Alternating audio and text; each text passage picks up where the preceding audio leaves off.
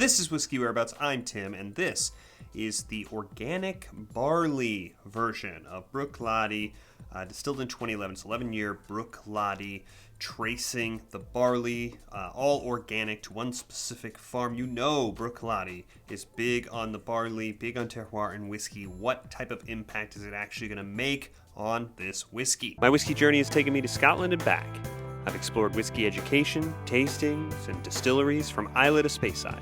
And now my journey continues here, with you, on Whiskey Whereabouts. This is 11-year Bruichladdich. It was distilled in 2011 and bottled on August 16, 2022. It was matured entirely in first fill bourbon casks, 50% the house style for strength at Bruichladdich. But the big sort of reason this bottling exists is the organic barley. So the barley comes from the Coul Farm in Dalcross, which is northeast of Inverness. I left the can out because there's a map showing the specific location. It's up the water toward the Firth. And it's all organic barley. So what that claims is that we have no pesticides, no artificial fertilizers used. To be certified organic, there are requirements. Bruichladdich is positioning this as the most pure form of terroir, which you know they like to experiment with.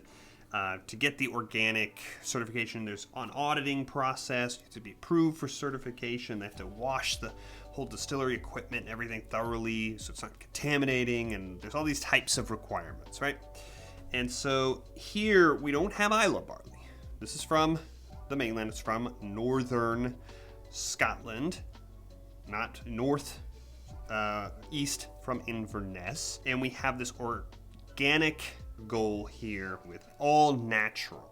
And we're going to see, once we get into it, what type of impact this has on the whiskey, especially as it compares to the Islay Barley. Again, we've got three different sort of barley varietals, right, that Bruichladdich has in the range. So we're going to start with this on the nose neat now. So I've had this open for about 3 weeks, and I have been dipping into it. You can see where the level is.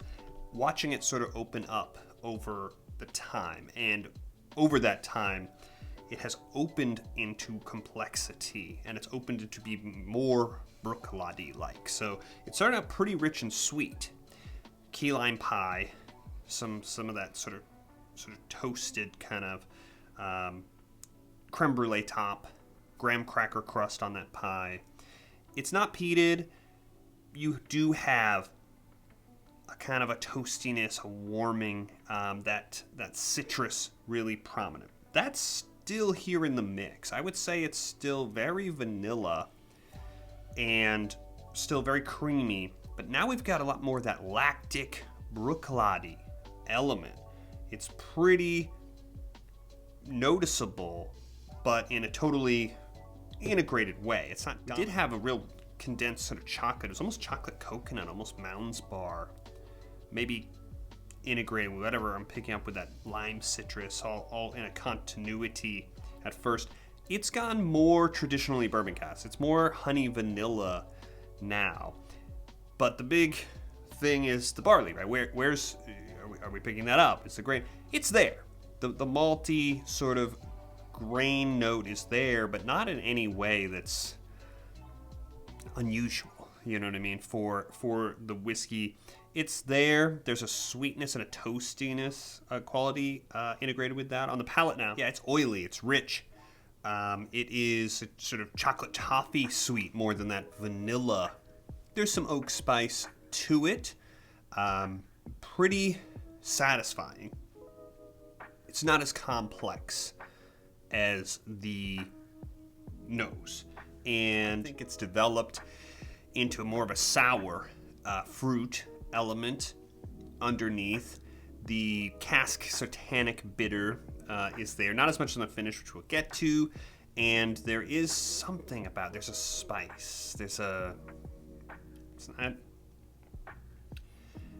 less fresh than mint. It's not quite as sharp as ginger. There's something there, though. There's something from the sort of spice cabinet that's in there. And on the finish, it really has two stages on this finish. There's a big sort of wave, vanilla, butterscotch, sweet. There's a ping of that sour fruit again, and there's some heat. You can know it's 50%. It kind of hangs in the sinus a little bit. As it develops, there's a second wave, and in comes the cask. It's almost full. It's like a dash of coffee grounds, and it drags that sweet and pulls it down in a pleasant way into its sort of a dark chocolate place.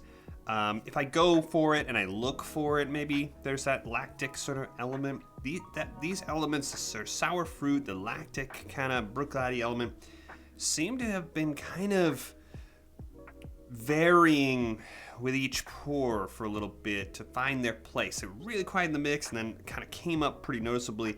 And I've seen now the last couple pours, after it's been open for a couple weeks, it's really found a nice equilibrium here where you've got that sweetness, you've got that traditional vanilla kind of leading bourbon cask sweetness, and you have it balanced out with some of those other elements, giving it a nice edge of complexity. It's a very rich whiskey. It's a pleasant whiskey to have, but not, too sweet or too approachable. It's keeping you on your toes. But I want to compare it. This is a whiskey that I reviewed on the channel a while ago now. This is the Islay Barley, and it's from the 2012. So we've got the similar situation with the barley provenance. It's not the organic certified this time, but we've got the source of the multiple farms. So we got multiple farms identified on the island this time. Of course, it's the same, 50% with the house style from Bruichladdich. So this pour is ready. I'm going to go in and just compare the two. This one is 100% bourbon cask. These were, I believe, 75% and 25% on the French wine casks. Bruichladdich loves terroir and they love wine casks, right? And boy, can you tell that they're wine casks here. What a different sort of character. This is much sharper in terms of the flavors. Not like the heat or anything. It is much sort of higher in the mix. It's less round and rich, and it has a pretty prominent peanut note, I would say, and a fruit note. Usually from wine casks I get red berry. This is almost blueberry. It's too easy to say grape, right, when you talk about wine casks. And I think that sort of tart and that clean kind of tartness on this, and when you compare it, it's such a big difference. This is so much more of that rich, round sweetness, and then it's more casky, sort of balancing that out, getting that spice, the oak spice, not, the bitterness that you're going to get on the finish, just from the nose. This seems much lighter on its feet. It obviously has sort of a vanilla presence as well. It's also rich and round on the palate. Got this sort of peanut butter sweetness. There's a little bit more cask here than there was on the nose. Presence, a little peppery, and on this one, a pretty heavy preference for this. Both the mix, the variety of flavors, and just how rich and deep some of these notes were. Talking about the sweet notes, this one is much crisper, and it is still rich, but just sort of higher. And on the finish is really shorter and more muted than on this one. And what's going on? Pretty favorite stage of this whiskey. It's mint chocolate. That's where the sweetness has really kind of come into its own. This had the sort of multiple stages. I think this one comes in a little hotter. They're exactly the same ABV, but it presents a little hotter on the finish. I think you're getting a little bit more of the liveliness from those first fill casks. I don't know, but you're getting this sort of cask presence. I really do think that this one is a cut above this one. It may be as much the casks, though, as it is the barley. But did I miss anything on this one? Before I give it a rating, let's just look real quick. I'm gonna throw some water in here. I don't have much of a pour left. If I did it first, so I could have the same pour without having to reload.